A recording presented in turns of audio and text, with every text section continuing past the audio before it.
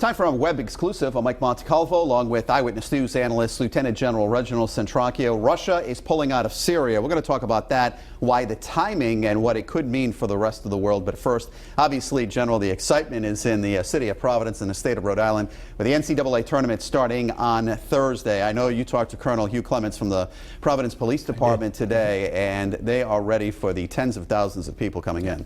He's looking at some 30,000 people, perhaps a little more.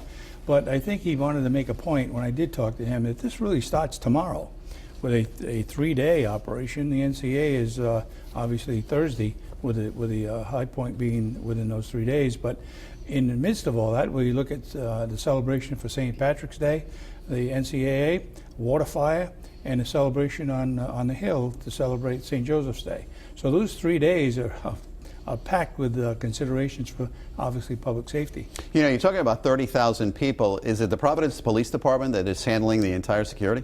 When I had spoke with him, he said they were going to put additional police officers on the road to accommodate not only the traffic itself, but the pedestrian traffic.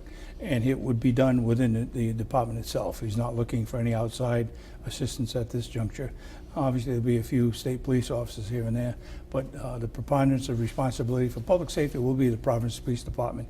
And he wanted to stress the fact that the next 3 days are going to be somewhat of a challenge each of those days, but obviously somewhat of an apex on Thursday for the NCAA. All right, you mentioned that you can get it right here on our website, WPRI.com, about road closures. There's going to be a lot of road closures, so you have to look ahead to that too. And plus, there's going to be, I guess, somewhat of a lifting of the ban to have open containers within those areas.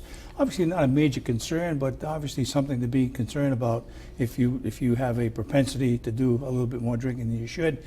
He's suggesting that as well as Steve Perry is talking about getting someone to drive you there, or perhaps getting a hotel room. All right, we heard from Larry Lepore. He spoke to us, the general manager of the Dunk this week. He said the new security system, they found more than 100 knives being brought into the Dunkin' Donuts, or whether it's any event, including hockey. Not all of them were illegal, but it's kind of an eye-opener to show you what they're looking for. Exactly, and his point when he talked about that was that most of those people weren't aware that it was against the law to have any kind of a knife on you. And obviously those detectives picked it up. So consequently, they're not there with intent, but they're certainly there as a matter of not supposed to have them, obviously.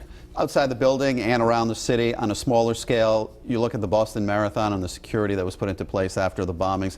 Cities and towns around the country, are they following that kind of model now? Yeah, we've talked about this before, Mike, and Boston Marathon has become the standard A for a comparison as to what you do with physical security and security in general. So all of the things that are in place, that were in place for the Boston Marathon, and lessons learned from that time are being used in events like we're talking about right now. By the way, the general's got it covered. He's got green for St. Patrick's Day, and he's got the Italian flag with the American flag there for St. Joseph's Day. So you want to stay in the middle. You know? All right. I mentioned at the beginning about Russia. After 6 months, they're pulling out of Syria.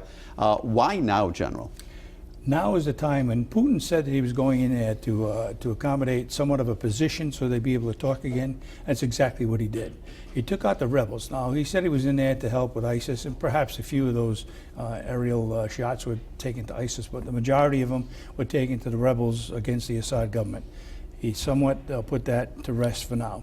So he set the stage, and he is pulling out most of his troops, but he set the stage, which is critical for them to start their talks again.